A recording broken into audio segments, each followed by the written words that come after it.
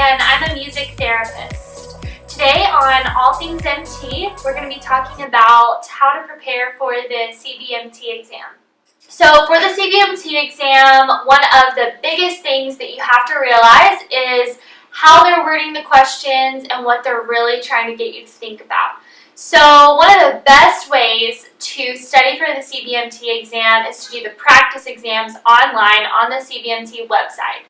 So one thing I did was I looked over the practice exam, I took the exam, and then I looked at my answers, what I got wrong, and it was really helpful for me at first. To be honest, it was really frustrating and a little bit intimidating because I got a lot of them wrong. So don't be afraid if you get a lot of the answers wrong. The good thing about the exam is that it helps you study and it helps you understand how they're forming and asking certain questions and what they want, how they want you to think to get the correct answer. So that's a lot of it. The practice exam is wonderful. Also, the book, The New Music Therapist Handbook, was so helpful for me. It's actually not a large, thick textbook like most of the music therapy books that you may read. It's a small, thinner, basically summary of everything music therapy, and it's really helpful for studying for the CBMT exam. So I'm gonna link that here in the video. Unfortunately, I don't have it with me right now. It's at our clinic, our music therapy clinic where I work. But I'm gonna post a picture of the book here so that you guys can see it. So this book was really helpful for me. Basically, on the CBMT website, they have listed out all of these domains. So if you go onto the CBMT website, the domains are listed, and I'll link that here too in the summary. But they did a really good job listing out all the different categories and types of things you should study. There are going to be a couple music theory questions on there, which they put in the domains.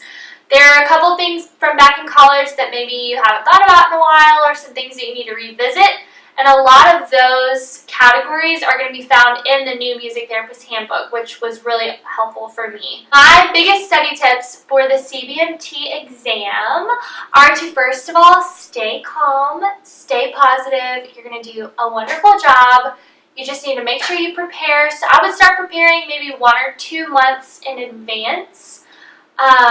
Don't ruin your internship. If you're in your internship, don't ruin your internship studying and worrying about the exam. Enjoy your internship, learn from your internship.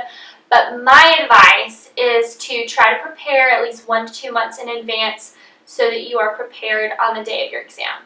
Okay, number 2, read through the New Music Therapist Handbook that I'm linking here in the post. And look through the domains. Number 3, look through the domains on the website.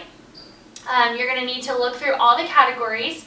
Make sure that you know what each of those categories means and what types of questions that they could ask you based on those domains.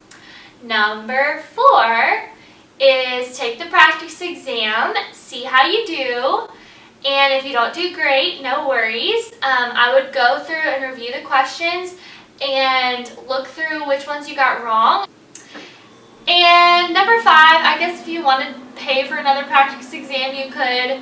But just relax and know that if you don't get it right on the first try, if you don't pass on the first try, it's okay. You can try again. Luckily, they do give you more than 1 chance on this test, and I'm sure you'll do a great job. So good luck on your exam.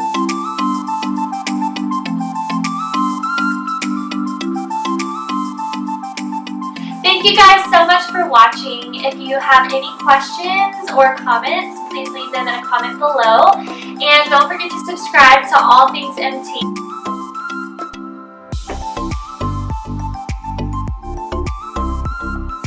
So, to study for the board certificate. And also, you should